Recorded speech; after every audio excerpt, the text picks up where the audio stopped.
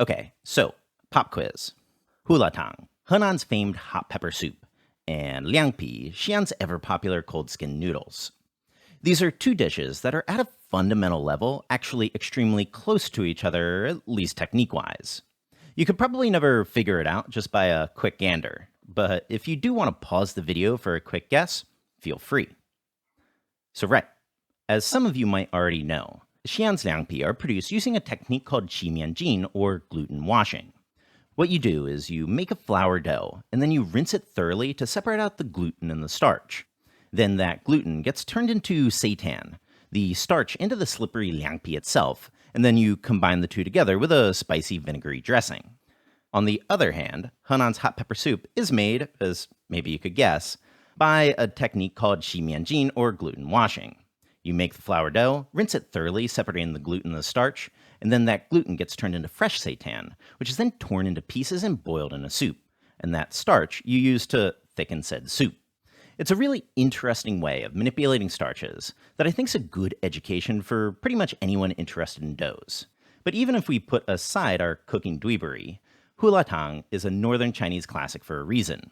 It's a fantastically soothing soup in and of itself, and its aggressive hit of white pepper makes it an awesome way to start the day together with a good pile of youtiao or maybe fried baos. So, we'll get to the gluten washing in just a second, but besides that whole seitan deal, there's going to be 3 other core components that we need to prepare in advance. First one is a bit of stock, most traditionally a beef stock, but if you happen to already have some chicken or vegetarian stock on hand, I promise we won't tell any Henan people on you.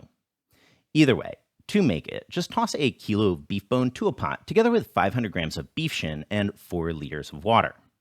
Then, just get that up to a boil and down to a simmer, and then begin skimming your stock. For us, our beef bone was a little on the gunky side, so we needed to do a real bang-up job with the skim.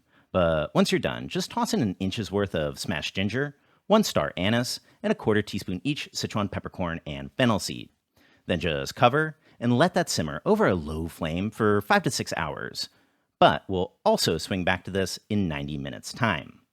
Because, at that point, that beef shin should be cooked and tender, able to be poked through with a chopstick. So we'll just slice off any remaining cartilage from the beef, toss that back into the pot, and let our remaining shin cool down, keeping the soup going for the remaining time, of course. Then, once the meat is cool to the touch, we'll be slicing up what we'll be using for our soup today, which was about 40 grams worth in all, but you'll definitely have a good hunk of excess shin remaining. Obviously, waste not, want not, chop it up like you like, and freeze those leftovers for whenever you want a bit of beef. So then, back to the stock now. After those 6 hours, just ladle out 1 liter's worth, which is our portion today, and save the rest, just like the excess shin, for future use. Then, the second core component is, of course, the titular white pepper. Now, because this is a pretty white pepper heavy dish, what we'll be doing is taking a half tablespoon of whole white peppercorns and pounding them into a powder. Of course, definitely know that there's no need to walk this specific mile if you don't want to. A nice pre-ground white pepper would also be totally fine. That said, a quick aside that I have seen more than a few people online complain about some sort of white pepper powder barnyard smell. Guys, if your white pepper powder smells like a horse, it just means it's gotten old. So if you've got something offensive smelling on your hands, just get a newer or fresher bottle, or of course just pound some yourself.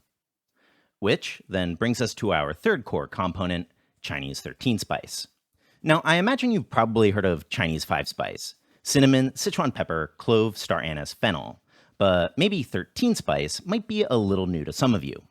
It's a common mix in the north of the country, and at most Chinese supermarkets you should be able to find this exact brand, which these days is practically synonymous with the stuff. If you can't find it though, 13 spice is basically 5 spice plus 8 more spice. So if you've got a stock spice cabinet, you can also totally grind it yourself. Starts off just like a 5 spice. 5 grams Sichuan peppercorns, 5 grams fennel seed, 4 star anise, 2 grams cinnamon, and 1 gram of clove. And our 8 new spices are 1 gram Tsaoko, Chinese black cardamom, 1 gram sand ginger, 1 gram dried galangal, 2 grams baijiu, Chinese angelica, 5 grams dried ginger, a gram of nutmeg, and 3 long peppers.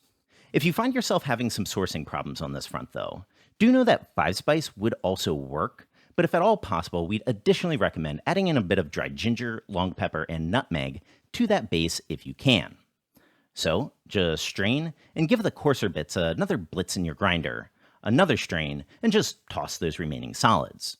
And then with that, you've got yourself a good batch of Chinese 13-spice. So, now we can make ourselves some gluten. To do so, first start off with 100 grams of AP flour, a half teaspoon salt, and 75 grams of water. This is a high hydration dough, by Chinese standards at least, which will make it easier to wash the gluten later. So then, once that's thoroughly combined, just cover and let it sit for 20 minutes. So, 20 minutes later, come back and fold your dough. Think of this kind of like working with a high hydration bread. Stretch and fold the dough under itself to get it into sort of a ball shape. This process will be important to the final gluten washing because, if you don't actually develop your gluten, when you try to wash the thing, all you'd end up getting would be some sort of flour, water, or sludge. We'll need to fold this 3 times in total, with a 20-minute rest in between each time. So, after a quick 20 minutes, fold it again, rest it again, and after your final folding, at this point the dough should have a good bit of resistance to it. Then just wait your final 20 minutes, and then we can wash. So right, your dough should be good and stretchy by now, so first go in with 1 cup of water. Just continue to do that same folding motion with your ball in the water. The goal here is to wash off the starch while isolating the gluten, but don't go at this willy-nilly because if your gluten breaks up too much, it can kind of be a bit of a mess to deal with. So, after about 3 to 4 minutes of all that, the dough should be quite soft and your water pretty milky. So strain it, reserve the water, and toss any gluten that was caught back in with the dough. Then, add in a second cup of water and repeat the process. After about a minute or two of going at this a second time, you should be looking at something that's starting to look pretty seitan-y. So strain that water again, reserve it again, in with another cup, and continue for another minute. After that time, though, this last bit of water doesn't really have much starch to it, so no need to reserve that one. And then just move your seitan into a new bowl of fresh water. Give the thing a bit of a stretch, and let that soak until you're ready to use it. Then, besides those core components, Hulatang usually has a number of add-ins to give the dish a bit more texture.